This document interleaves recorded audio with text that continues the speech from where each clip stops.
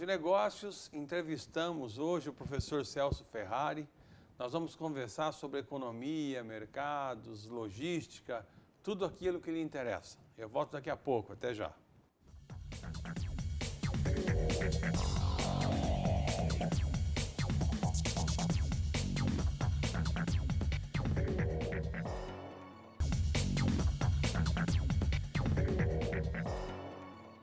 Programa Gestão de Negócios, entrevisto hoje o professor Celso Ferrari, ele que é professor dos cursos de Administração, de Ciências Contábeis da Unipar, e nós vamos falar aqui sobre economia, sobre logística, sobre marketing, enfim, sobre temas aí interessantes na área empresarial. Professor Celso, eu estive aqui dando uma olhada esses dias em alguns conceitos de liderança e eu gostaria que você começasse a descrever liderança para a gente. O que é liderança? Você acha que o executivo, o funcionário já nasce líder ou ele se transforma? E qual é a importância dessa liderança na gestão, principalmente de empresas pequenas, que é a nossa realidade aqui regional? Ok, professor. Primeiramente, uma boa tarde. Para falar sobre liderança, a gente tem que compreender que a liderança ela se divide antes do período que teve as grandes guerras mundiais e para hoje, esse período da globalização, da inovação e da criatividade. No período que a gente tinha, o período das guerras, a gente tinha muito forte a questão da hierarquia e autoridade, ou seja, o comando vinha de cima para baixo.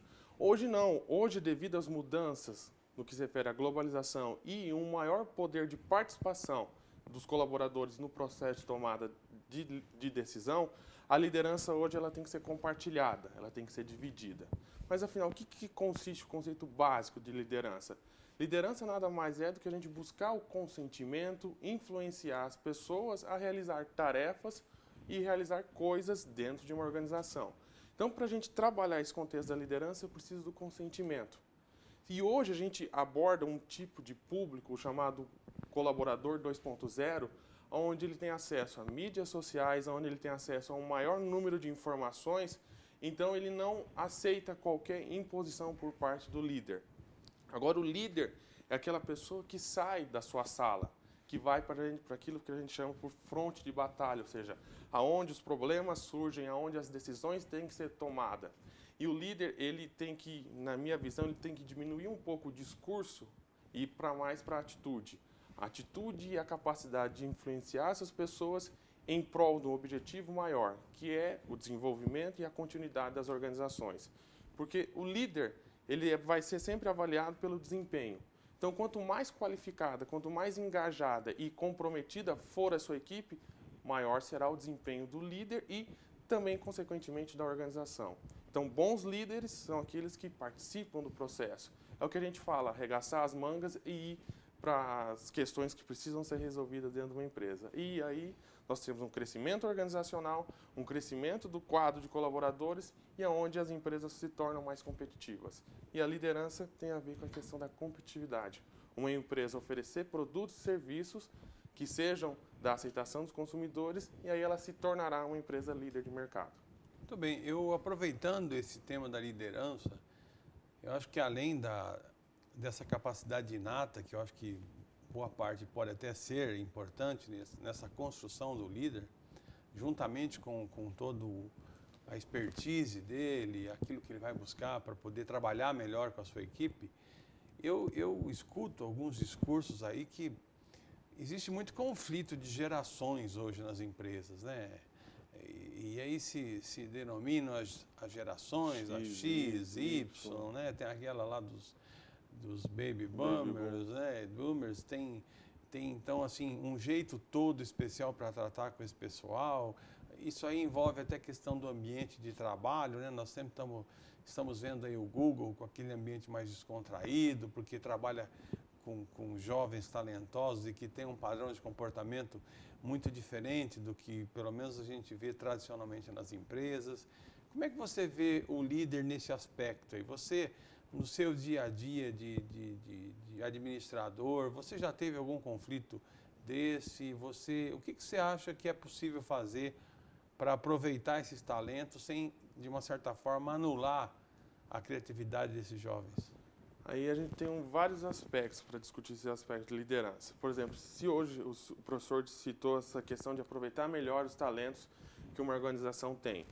Uma organização, para aproveitar melhor esses talentos que são natos ou que podem ser trabalhados ao longo do tempo, ela tem que reconhecê-los. Ou seja, uma empresa que tem colaboradores eficientes, criativos, ela não tem que só atrair e segurar esses colaboradores através da questão da remuneração financeira, mas sim por busca de ideais, onde esse colaborador que tem um talento, que é de uma geração diferente, na grande maioria dos casos, do empreendedor ou da pessoa de tomar decisão, a gente tem que somar essas lideranças.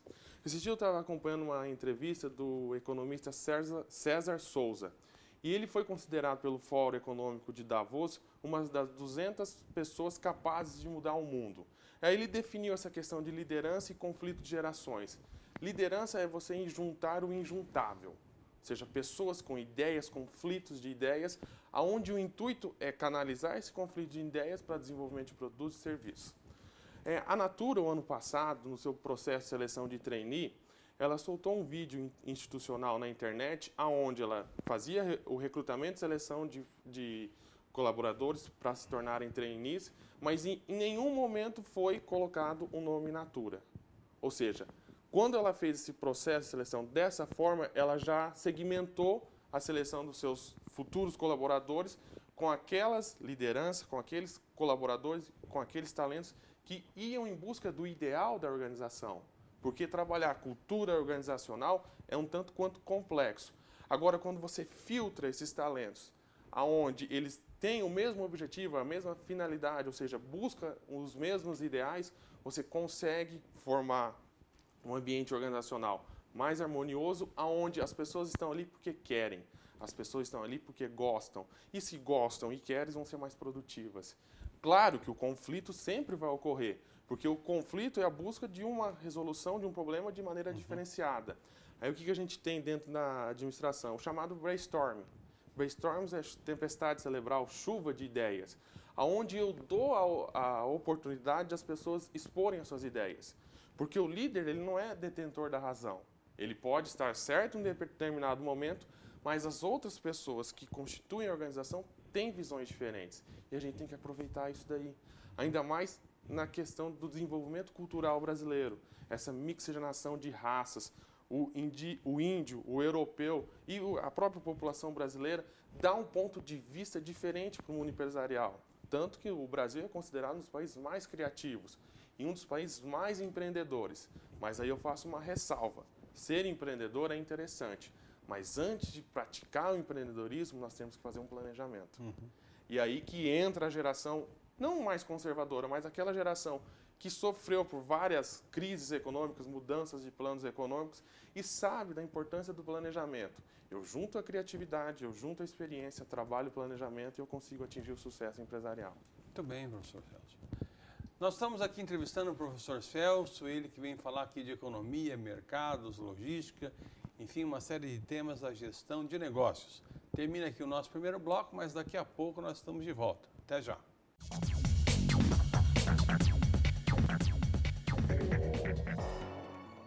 Programa Gestão de Negócios, nós estamos aqui falando com o professor Celso, ele que leciona nos cursos de Administração e Ciências Contábeis. E o nosso tema é mercados, economia, logística, marketing, passando por aí. Professor Celso, falando em mercado agora, como é que o Brasil pode se tornar mais competitivo, de uma certa forma, em termos de economia globalizada, principalmente com relação ao setor empresarial? Como é que você está vendo esse nosso grau de competitividade hoje em dia? Se a gente for analisar os aspectos de competitividade, o Brasil está aquém do seu potencial. Como que o Brasil é caracterizado na questão econômica? Como um vendedor de commodities, ou seja, produtos padronizados sem agregação de valor alguma. Aí a gente tem um conflito. Eu tenho a matéria-prima, agora eu preciso industrializar. Acho que há umas 2 semanas atrás, a presidente Dilma chamou um grupo de empresários e pediu para que eles investissem. Isso. Ok, ela quer um estímulo da indústria, porque o Brasil atingiu um dos índices mais baixos de desindustrialização, ou seja, a gente deixou de industrializar. Aí a gente tem um conflito. Os empresários vão investir se tiverem lucro. Para eles investirem, eles precisam de mão de obra qualificada. E é aí que o Brasil peca. O Brasil está tendo um grande desenvolvimento econômico, mas um dos principais gargalos do desenvolvimento da economia brasileira é a qualificação da mão de obra. Em todos os níveis, desde o nível de executivos, operários e trabalhadores rurais. Aí eu cito o exemplo da Coreia do Sul. A Coreia do Sul, ela passou por uma grande revolução na educação, onde 50, 60 anos atrás eles tinham um cenário pior que o Brasil tem hoje, mas o governo sul-coreano resolveu investir em educação. Aí um detalhe interessante, o depoimento de uma menina de 11 anos, estudante na Coreia do Sul, e uma menina de 11 anos na periferia de São Paulo, estudante. Na Coreia do Sul, de 11 anos, ela tinha a seguinte visão: economize um centavo e orgulhe seu país. Ou seja, é uma estudante que passa, em média, mais de 14 horas na escola, se qualificando, se preparando. E diferentemente da realidade do estudante brasileiro. Essa menina deu o mesmo depoimento. A minha mãe, ela tem que pagar a água, pagar a luz, pagar o aluguel e não sobra dinheiro para a educação. Aí que é a responsabilidade do governo. As crianças precisam vir para as escolas, mas essas escolas que a gente diz a base, primeira, a quarta série até a oitava série, ela tem que ser muito boa. Aí o que a gente vê? O Brasil, com potencial para investir, se recusa a pagar um salário de R$ 1.405 para um professor. Pequenos municípios, quando aumentou o teto salarial dos professores, foram para Brasília dizendo que não tinham condições de pagar. Agora o Brasil tem que decidir aonde investir. Tanto que a gente vê os produtos sul-coreanos invadindo o Brasil. A Hyundai, ela está com um projeto de investimento de mais 600 milhões no interior de São Paulo para construir uma grande fábrica de automóveis, porque o Brasil é um público interessante financeiramente. Nós tivemos os avanços sociais que o governo fez, mas não foi só o pobre que saiu abaixo da linha da miséria e passou a ter uma renda. A classe média brasileira, ela está muito forte. Mas vai chegar um ponto que isso vai estagnar. E aí que o Brasil tem que se antecipar a esses fatos. Investir em educação, qualificar a mão de obra, para ter profissionais que pesquisem, que desenvolvam novos produtos e que criem produtos diferenciados, que façam a inovação. Porque um dos aspectos preponderantes para a economia continuar crescendo é o poder de inovação que o seu povo tem. E aí parte do investimento por parte do governo, por parte dos empresários, qualificando a sua mão de obra para oferecer produtos e o Brasil se destacar cada vez mais nesse cenário econômico. Muito bem. Você acredita que esses eventos que nós temos aí pela frente, como Copa do Mundo, Olimpíadas, até que ponto esses eventos são importantes, levando em conta isso que você está colocando, quer dizer, em termos de imagem, de dizer que mercado nós temos, quem nós somos, como é que você vê isso?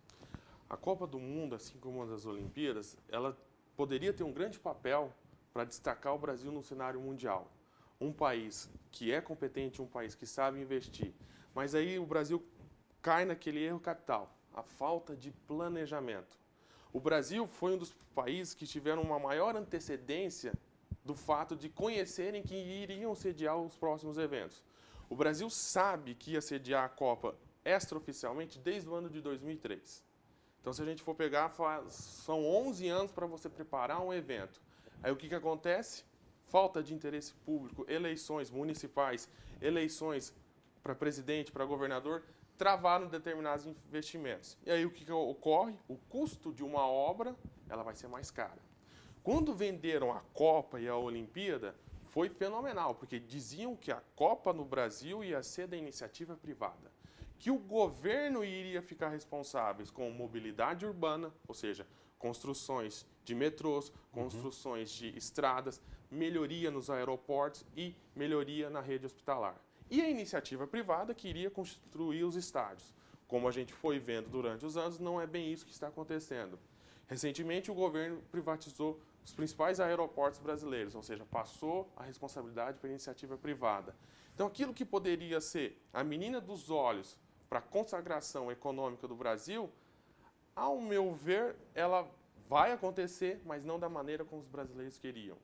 E aí, recentemente, o Ronaldo deu uma entrevista quando ele assumiu um cargo decorativo no comitê que organiza a Copa, que para se fazer uma Copa do Mundo não precisa de hospitais, só precisa de estádio. Concordo com ele, para fazer uma Copa você precisa das arenas. Mas qual é o legado? Qual é o retorno que vai dar para a sociedade brasileira? E a gente tinha N exemplos para aprender. Um dos maiores exemplos de que uma Olimpíada ou uma Copa pode transformar uma cidade, um país, foi a Olimpíada de 1992 em Barcelona. Antes da Olimpíada de 92, Barcelona era uma cidade industrial, com altos índices de poluição e grandes problemas. Após a Olimpíada de 1992, Barcelona passou a ser o segundo destino mais visitado da Europa, só perdendo para Paris. Ou seja, realmente deixou um legado. E a gente tem que aprender com os exemplos positivos e os exemplos negativos. A gente basta olhar a realização das Olimpíadas em Atenas. Isto não significa que isso é a principal causa da crise grega.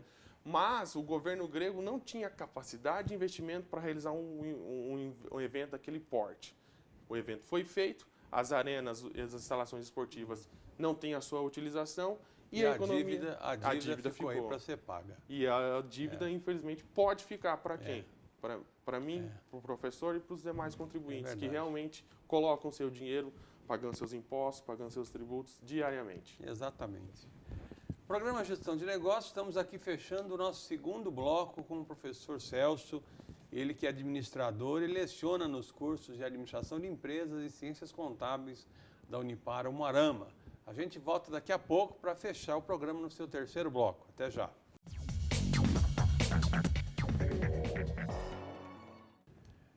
Programa Gestão de Negócios, estamos aqui com o professor Celso, ele que é professor dos cursos de Administração e Ciências Contábeis da Unipar. Nós estamos conversando sobre uma série de temas da gestão corporativa. Professor Celso, você colocou há pouco que um dos gargalos, um ponto que é frágil com relação à sustentabilidade desse país em termos econômicos e sociais, é a questão da formação da mão de obra, e citou até o exemplo da Coreia, né? É fácil da gente perceber a questão da Coreia pelo capital que eles investem na educação em relação ao PIB, mas principalmente pelo número de engenheiros que aquele povo forma todo ano, que é realmente assustador para a gente. E isso deu certo porque tecnologicamente eles são extremamente avançados, é um país que inovação não deixa nada a desejar para ninguém, e que tem produtos excelentes e produtos de alta qualidade e que atendem plenamente os consumidores, tanto na área eletrônica, na área tecnológica, na área dos automóveis, né? Nós temos a Hyundai aqui, que é uma que nós conhecemos mais de perto. E aproveitando essa deixa, você não falou, não sei se você gostaria de falar alguma coisa agora, sobre esse chamamento com relação à nossa logística, que é o caos, que você acha que isso é um pouco conversa de quem não entende do assunto, ou realmente a nossa logística é problemática? A gente tem que analisar os aspectos da logística do Brasil pela dimensão territorial. Nós somos um país que ocupa grande parte do continente da América do Sul. Então, nós temos unidades produzindo no Nordeste, no Centro-Oeste, na região Sul e na região Sudeste. Então, nós temos que escoar toda a produção e fazer o transporte desses produtos internamente, mas principalmente para o mercado externo. É aí que entra a questão da logística. Se a gente for analisar, um dos modais mais eficientes e mais lucrativos para as empresas é o modal ferroviário. A gente tem o modal rodoviário, através de rodovias, ferroviárias nas ferrovias, e os modais marítimos ou fluvial. Ok. O Brasil tem capacidade de explorar todos esses modais, mas aí a gente tem que pegar um fator histórico. Quando Juscelino Kubitschek foi eleito para ser presidente do Brasil, ele tinha o programa de governo Planos e Metas, onde ele traçou o slogan Brasil vai crescer 50 anos em 5. Esse crescimento que o Brasil teve durante 5 anos foi fabuloso para a época, mas matou a questão do transporte brasileiro. Quando Juscelino foi eleito presidente, ele foi para a Europa, para os Estados Unidos, e literalmente ele tirou o chapéu pedindo que as empresas, principalmente o setor automotivo, se instalassem aqui no nosso país. Ok, isso aí foi feito. Uma indústria automotiva, para ela comercializar os seus automóveis, precisa ter estradas. E aí foi onde o Brasil se perdeu. O Brasil tinha, o auge do transporte ferroviário no Brasil foi justamente em 1958. O Brasil tinha cerca de 38 mil quilômetros de ferrovias. O que transportava, que fazia o escoamento da safra de café de Jundiaí até o Porto de Santos. Mas aí, devido à falta de mentalidade de alguns chamados barões do café, eles construíam as ferrovias, mas com as bitolas com medidas diferentes. Aí toda a malha ferroviária que a gente possui e possuía não tinha capacidade de ser interligada. Ficou fragmentada. Aí ficou fragmentada. E como que a gente tem que olhar com quem faz as coisas bem feitas? Os Estados Unidos, a produção de soja.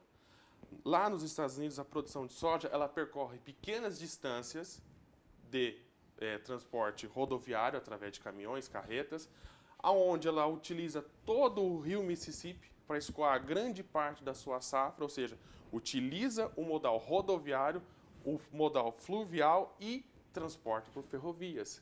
É comum a gente ver em alguns filmes antigos dos Estados Unidos, de faroeste, aonde há uma estrada, há uma ferrovia. Ou seja, eles fazem a integração multimodal. E isso aonde que vai refletir? Se a gente pegar um produtor de soja brasileiro que produz lá em Lucas do Rio Verde e pegar um produtor de soja norte-americano, o que é pago pela soja é o mesmo valor pela saca. Agora, o que sobra para o agricultor norte-americano é 5 vezes mais do que sobra para o brasileiro. Mas como? Onde está fugindo esse dinheiro? Por onde está saindo? Aonde que é o furo dessa embarcação? Nós somos imbatíveis, produzindo dentro da porteira.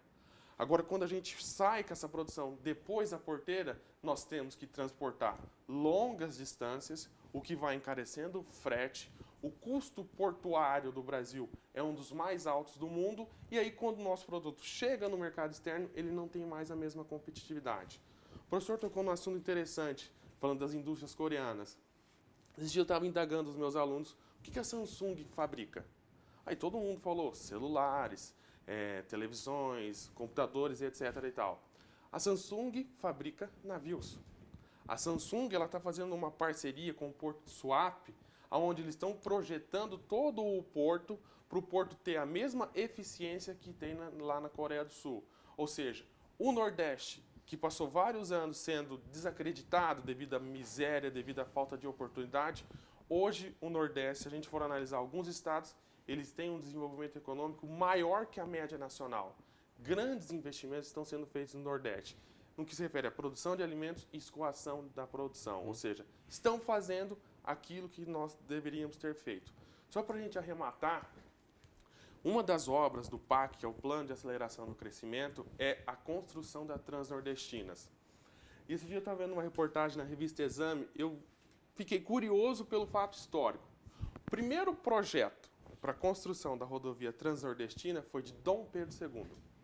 Quando o Nordeste passou por um período de grandes secas, ele foi fazer uma visita na região Nordeste e ele colocou a ideia de se construir uma ferrovia que ligasse todo o Nordeste.